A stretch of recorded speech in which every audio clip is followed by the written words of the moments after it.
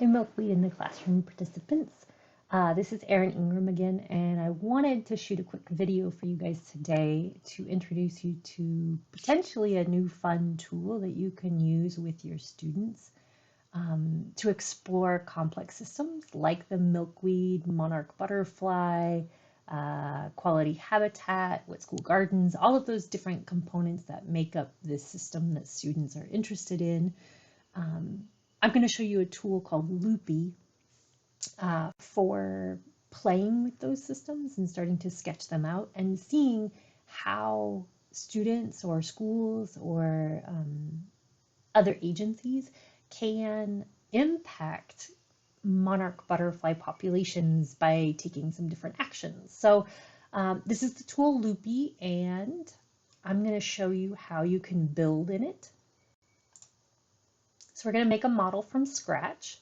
When I come in, it's going to give me sort of these given bubbles that aren't labeled yet. And basically it's just saying that we can model anything. So I'm going to erase these right first so we can get going. And the first thing that you're going to do is anytime that you draw a little circle, it's going to give you a new component in your system.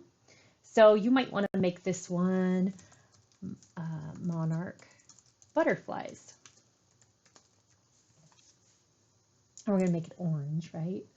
And then the next thing we're going to do is potentially think about what's something that can impact how many monarch butterflies there are. So maybe one of those things is availability of milkweed. Make that green. So when I have availability of milkweed, I'm going to have more monarch butterflies.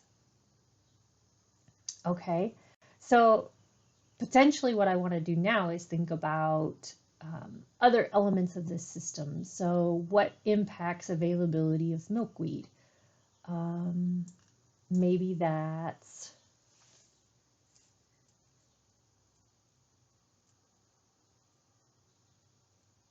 let's put urban development. So if we build houses a lot, sometimes those prairies get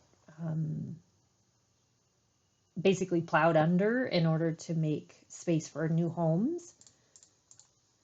So when there's urban development, there isn't more availability of milkweed, there's actually less. So we're going to change this to a negative sign, a minus sign.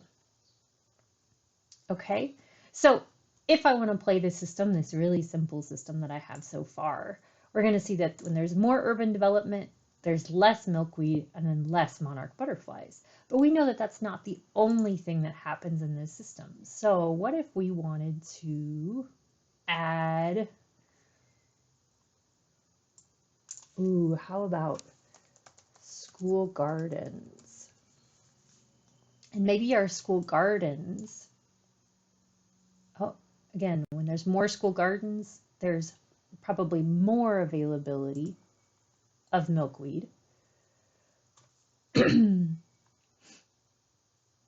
Oh, and here's another interesting connection I'm going to come up with. So when we have houses going into an area, this is going to mean more schools are built.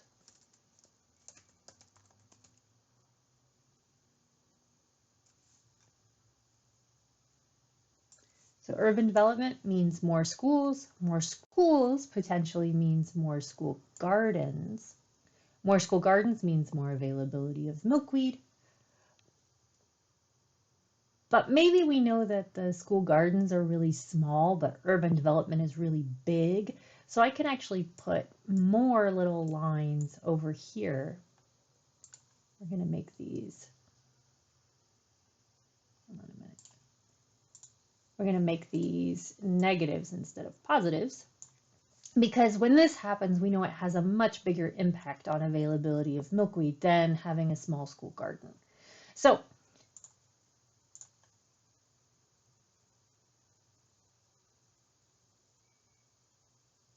I want you to think about how you might be able to model a system using Loopy that allows students to look at what actions they can take that would help monarch butterflies, that would help with availability of milkweed.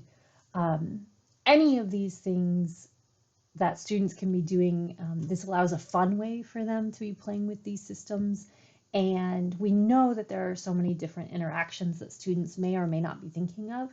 And so this is a nice tool for supporting remote learning when you're doing the Milkweed in the Classroom project.